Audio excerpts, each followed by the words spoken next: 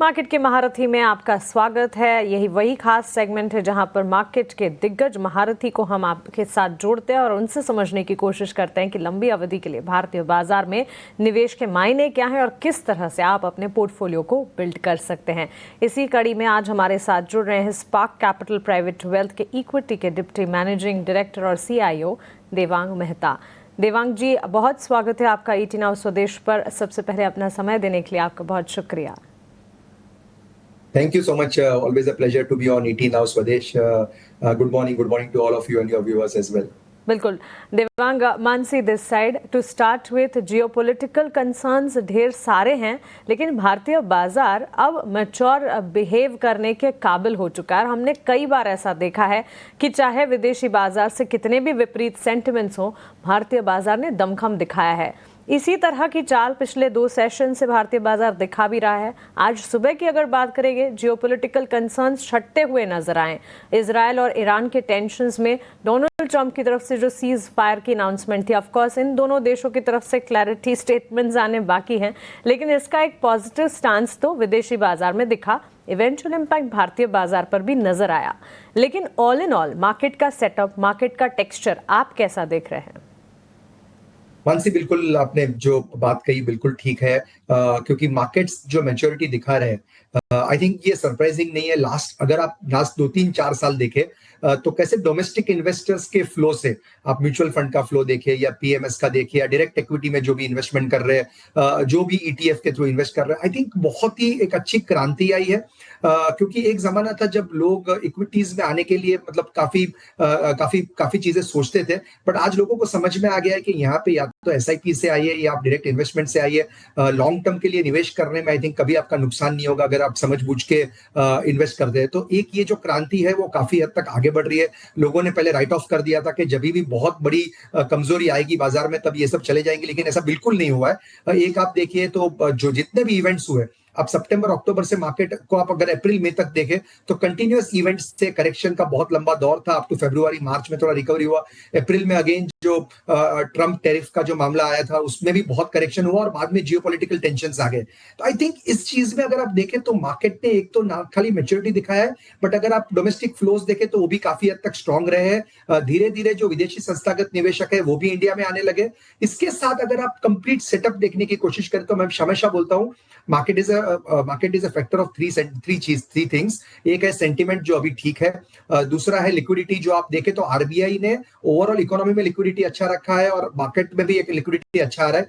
तीसरा अगर आप देखें सिंपल फंडामेंटल्स, मैक्रोज और माइक्रोज, तो मैक्रोज बहुत स्ट्रांग है। आप टैक्स कलेक्शन देखें, आप अगर GST नंबर्स देखें, आप अगर देखें कि इन्फ्लेशन किस तरह से कम हो रहा है, इंटरेस्ट रेट्स RBI जिस तरह से कम करती जा रही है, CRR में भी जो कटौती हुई है, ये सब अगर आप देखने जाए तो मैक्रोज बहुत इंटरेस्टिंग है। और माइक्रोज आई थिंक जो लास्ट क्वार्टर हुआ उसमें भी अगर आप देखें तो काफी कंपनीज ने कमेंट्री बहुत अच्छी दी है। नंबर्स हालांकि इन लाइन विद एक्सपेक्टेशंस थे, but I think bullish commentary है फॉर दिस ईयर 25-26। तो मुझे लग रहा है यहाँ पे जो भी मार्केट बिहेव कर रहा है एक नई तेजी के संकेत आ रहे हैं। रादर देन आप देखिए तो रिस्क टू रिवॉर्ड भी बहुत अच्छा है और मुझे नहीं लग रहा है कि यहाँ पे कोई बहुत बड़ा कमजोरी होगा। यस, इजराइल ईरान टेंशन थोड़े समय हेडलाइंस में रहेंगे, बट जैसे ये सुलझ जाता है, क्रूड भी जिस तरह से आज नीचे आया है, अगर ये 65, 70, 75 के करीब भी रहता है तो I think Indian markets will be probably in good zone.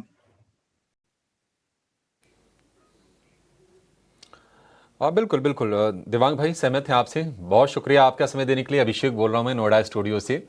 थोड़ा सा और विस्तार से इसको समझ लेते हैं सर। आपको क्या लगता है कि अब बाजार के लिए यहाँ से कोई मेजर स्पीड ब्रेकर नहीं है? क्योंकि 9 जुलाई टैरिफ वाली डेडलाइन खत्म हो रही है, अमेरिका और भारत के बीच में ट्रेड टॉक्स चल रहे हैं। ये जियोपॉलिटिकल कंसर्न से पहले हम थोड़े वैल्यूएशन को लेकर भी कह रहे थे कि थोड़े से एलिवेटेड हैं, इसके चलते FIs भारत में आ नहीं रहे हैं फुल फोर्स के साथ। तो इनको आप कितना वेटेज देंगे इन चिंताओं को, या फिर आपको लगता है कि नहीं अब ये मामला, इसको लेकर बहुत चिंतित होने की जरूरत नहीं है, बाजार अब गियर बदल चुका है और आगे चलता रहेगा? अभिषेक जी, बिल्कुल आपके जो सवाल था वो बहुत ही रेलिवेंट है। स्पीड ब्रेकर्स नेचुरली मार्केट्स में हमेशा आने चाहिए और मैं हमेशा कहता हूँ ये काफी हद तक बहुत जो बड़े खड्डे हैं वो नहीं आने चाहिए नेचुरली। जो हमने देखा सितंबर से दिसंबर, जनवरी, फरवरी तक जो बहुत बड़ा करेक्शन हुआ, उसको मैं खास हद से कहूंगा वो वैल्यूएशन करेक्शन था। वैल्यूएशंस भाग गए थे, अर्निंग्स आ नहीं रहे थे। आप समझते हैं clearly market is a slave of earnings and cash flows.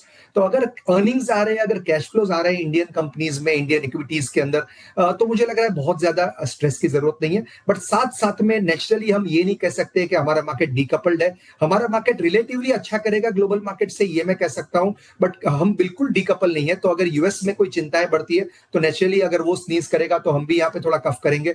ये भी होगा कि अगर आपकी जियोपॉलिटिकल टेंशंस बढ़ती जाती है तो इंडिया के लिए क्रूड बहुत इंपॉर्टेंट है, तो इस फैक्टर पे भी आपको एक अपनी नजर बना के रखनी पड़ेगी। बट जैसे आपने कहा, छोटे स्पीड ब्रेकर्स जो होते हैं, जो छोटा करेक्शन लाते हैं या छोटा सा कंसोलिडेशन लाते हैं मार्केट में, वो मार्केट की हेल्थ को और रोबस्ट बनाते हैं। तो मेरा मुझे यहाँ लग रहा है कि यस, ये चिंताएं आप साइड पे रख सकते हैं, at the back of the mind आप रख सकते हैं। बट अगर आप 2 से 3 साल सोच रहे हैं, या इनफैक्ट 3 से 5 साल सोच रहे हैं, तो आई थिंक ऐसा मौका नहीं मिलेगा। मेरे लगभग 25 साल में ऐसे मैक्रोज बहुत रेयरली आते हैं।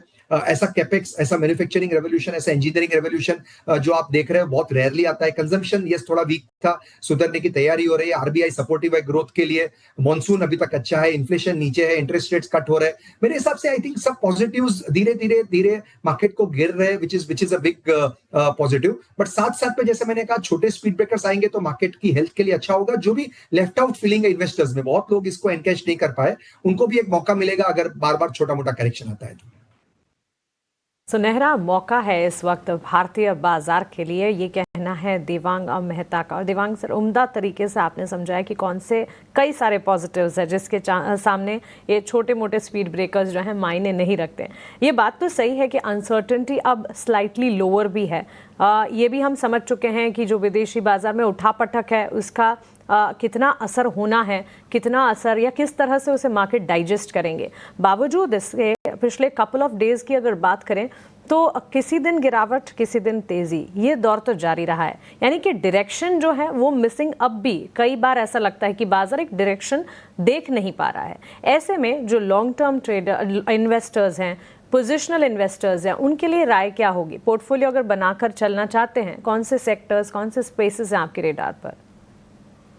मानसी, आई थिंक ये जो क्वेश्चन है इसमें आप इसमें 2 पार्ट में अगर मैं डिवाइड करूं, तो एक जो नए इन्वेस्टर्स आ रहे हैं मार्केट में, जो इन्वेस्ट करना चाहते हैं, उनको ये धीरे धीरे आई थिंक नेक्स्ट 3-6 महीने में जो मौके मिल रहे हैं, उसमें एक पोर्टफोलियो कंस्ट्रक्शन की जो मैं एडवाइस दूंगा, उसमें आपको 2-3 बड़े थीम्स को समझना है। एक थीम मैं जो हमेशा कहता हूं इंडिया के लिए, जो आप बीएफएसआई जो है, आई थिंक बहुत लोग इस पर एडवाइस देते हैं, जो banking, financial services, NBFCs, insurance companies, ये जो सेक्टर है उसमें मुझे लग रहा है कि आप या तो आप लार्ज बैंक्स देख सकते हैं कुछ हद तक, बट उसमें भी अगर आप थोड़ा सा सिलेक्टिव रहना चाहते हैं तो मुझे फाइनेंशियल्स जो है, खास करके जो फाइनेंशियल इंक्लूजन वाले बिजनेसेस है, जिसके हम कहते हैं कि इंडिया में पेनिट्रेशन और डेंसिटी थोड़ी कम है, ब्रोकिंग टाइप के बिजनेसेस है, वेल्थ मैनेजमेंट टाइप के बिजनेसेस है, कुछ एनबीएफसीज है, कंज्यूमर एनबीएफसीज है। आई थिंक इस तरह के बिजनेसेस आपको देखने चाहिए अपने पोर्टफोलियो के लिए। ये काफी हद तक आपको यहाँ से जैसे इंडिया का फाइनेंशियल इंक्लूजन बढ़ता जाएगा, जैसे नंबर ऑफ डीमैट अकाउंट्स बढ़ते जाएंगे, डिपॉजिटरीज है, एक्सचेंजेस है, कुछ इस तरह की कंपनीज है जो हेल्प करते हैं फाइनेंशियल इंफ्रास्ट्रक्चर को ले डाउन करने के लिए, वो एक बहुत ही इंटरेस्टिंग सेक्टर लग रहा है। सेकेंड, मैं हमेशा कहता हूं जो इंडिया का जो manufacturing slash engineering slash capital goods, capex, power automation, इस तरह के जो बिजनेसेस है, जिसको आप, एक जमाना था जब ये 2003 से 8 के बीच में एक बहुत बड़ी साइकिल आई थी जहां पे ये capex oriented capital goods cycle बहुत अच्छा किया था। मुझे लग रहा है कि गवर्नमेंट कैपेक्स काफी हद तक स्ट्रॉन्ग किया गया है लास्ट 3-4 महीने में। आई थिंक लास्ट ईयर वो स्लो डाउन हो गया था, इसलिए मार्केट में करेक्शन हुआ था। और मैं सुन रहा हूं कि प्राइवेट कैपेक्स भी, जिन भी प्रमोटर से बात करें, वो भी थोड़ा सा इंटरेस्टेड है in doing a lot of private capex for their expansion. तो ये जो है, एक मैंने बोला फाइनेंशियल्स, एक capex oriented companies, capital goods oriented companies, और तीसरा अगर आप देखें तो कंजम्पशन, लोअर टिकट कंजम्पशन अभी इंडिया में थोड़ा स्लो डाउन अभी भी लग रहा है, बट जो अपर टिकट कंजम्पशन जिसको हम कहते हैं, डिस्क्रिशनरी कंजम्पशन जिसको हम कहते हैं, जो आप अपनी लाइफस्टाइल एक्सपेंशन के लिए स्पेंड करते हो, एस्पिरेशनल इंडियन जो स्पेंड करता है, आई थिंक वहां पे बहुत सारे मौके हैं। आप होटल एज एन इंडस्ट्री देख सकते हैं, आप कुछ एक्सपेंसिव ज्वेलरी, वॉचेस, इस तरह की companies, lifestyle retail, organised retail oriented companies देख सकते हैं। आई थिंक ये जो सेक्टर्स है, मुझे लग रहा है वहां पे नेक्स्ट 2-3 साल के लिए ग्रोथ के काफी हद तक आपको दायरे दिख रहे हैं कि यहाँ पे काफी ग्रोथ आएगा, और खाली प्रॉफिटेबिलिटी नहीं, बट यहाँ पे रेवेन्यू ग्रोथ, वॉल्यूम ग्रोथ सब आपको देखने मिलेगा।